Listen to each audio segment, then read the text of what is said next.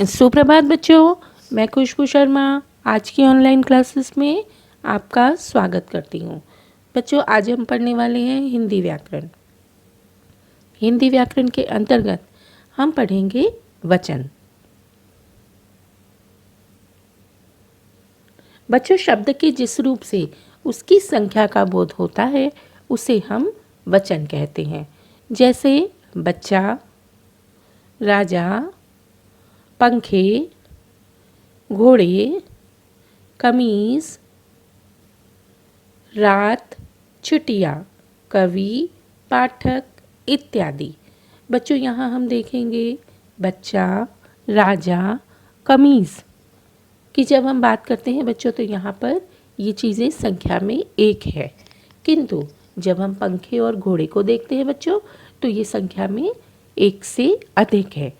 तो इसी भिन्नता के आधार पर बच्चों हमारे वचन का भेद होता है।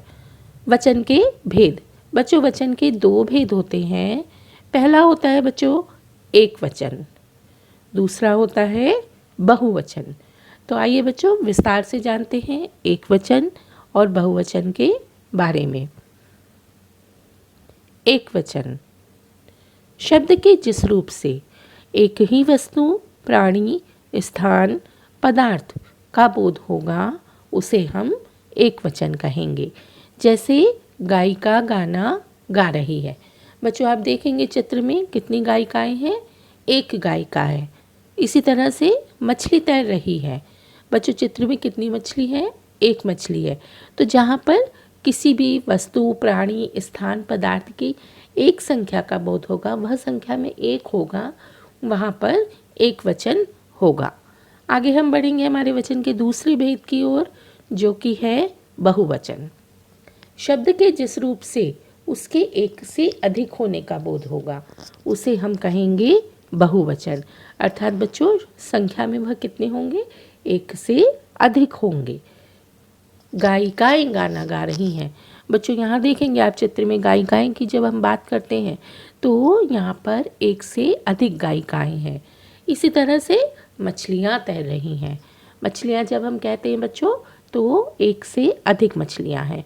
तो इस तरह से जहाँ पर हमें एक से अधिक होने का बोध होगा वहाँ पर बहुवचन होगा। वचन परिवर्तन संबंधी नियम। बच्चों, जब हम वचन को परिवर्तित करते हैं तो इसके भी कुछ नियम हैं। आइए हम इन नियमों को विस्तार से जानते हैं। आ अंत वाले पुल्लिंग शब्दों में आ को ए करके बहुवचन बनाया जाता है। अर्थात बच्चों जिन शब्दों का अंत आ से होगा और वे शब्द पुल्लिंग होंगे उनको बहुवचन में बनाने परिवर्तित करते समय हम आ को ए में परिवर्तित कर देंगे। किस तरह से, उदाहरण के माध्यम से देखेंगे बच्चों। धागा, लोटा, दोनों ही शब्दों का अंत बच्चों आ से हुआ है और दोनों ही शब्द पुल्लिंग है। जब हम इन्हें बहुवचन में परिवर्तित करेंगे बच्चों तो हो जाएगा धागे, और लोटा का क्या हो जाएगा बच्चों, लोटे। अर्थात आ किस में परिवर्तित हो गया, ए में परिवर्तित हो गया।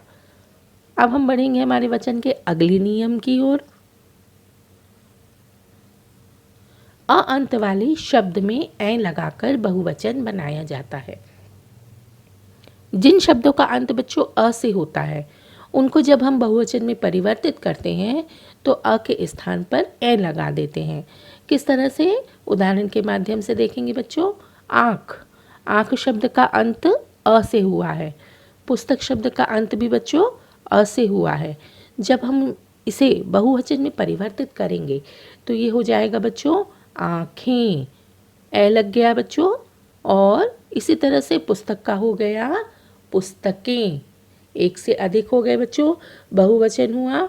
और तो जब हम अ अंत वाले शब्दों का बहुवचन में परिवर्तन करेंगे तो ए लगाकर उसका बहुवचन में परिवर्तन करते हैं।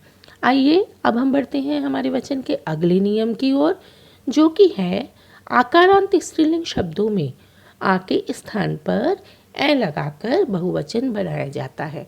अर्थात बच्चों शब्दों का अंत आ से होगा और वे शब्द होने चाहिए हमारे स्त्रीलिंग। तो उन्हें जब हम परिवर्तित करेंगे तो वो आ के स्थान पर ए लगा देंगे।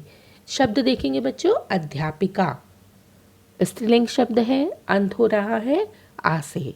उसी का जब हमने बहुवचन बनाया तो बन गया अध्यापिकाएं।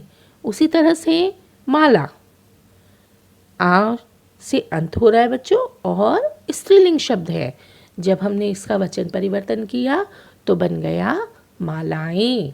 इस तरह से बच्चों आकारांत स्त्रीलिंग शब्दों में आ के स्थान पर ए लगाकर बहुवचन बनाया जाता है। आगे बढ़ेंगे हम बच्चों हमारे वचन के अगले नियम की ओर, जो कि है इकारांत स्त्रीलिंग शब्दों में ई के स्थान पर या लगाकर बहुवचन बनाया जाता है। इसमें बच्चों एक बात ध्यान देने की है कि यदि आपके शब्द में बड़ी ई की मात्रा है तो जब हम वचन परिवर्तन करेंगे तो बड़ी ई की मात्रा जो है वह छोटी ई की मात्रा में परिवर्तित हो जाएगी। जिस तरह से उदाहरण में देखेंगे बच्चों, टोपी, इसमें अंत में बच्चों बड़ी ई की मात्रा लगी है। बहुवचन में परिवर्तित करते समय हमने बड़ी ई की मात्रा को छोटी ई की मात्रा में परिवर्तित कर दिया और बन गया टोपियाँ, या लगाकर चंद्र बिंदु। इसी तरह से सखी का हो गया बच्चों सखियाँ। तो इस तरह से बच्चों इकारांत स्त्रीलिंग शब्दों में ई के स्थान पर या लगाकर हम बहुवचन में परिवर्तित करेंगे। आइए अब हम देखते हैं हमारे वचन का अगला नियम। इसके अंतर्गत बच्चों उकारांत, उकारांत, औकारांत स्त्रीलिंग संज्ञाओं के अंत में ए जोड़कर बहुवचन बनाया जाता है। जो शब्दों का अंत ऊ से होगा, छोटे ऊ, बड़े ऊ या औ से होगा और वे शब्द यदि स्त्रीलिंग होंगे तो उनको बहुवचन में परिवर्तित करते समय हम ए जोड़कर बहुवचन बनाएंगे। और वचन परिवर्तन करते समय बच्चों ध्यान देंगे, जहाँ भी बड़े ऊ की मात्रा आएगी सबसे पहले हम उसे छोटे ऊ में परिवर्तित करेंगे।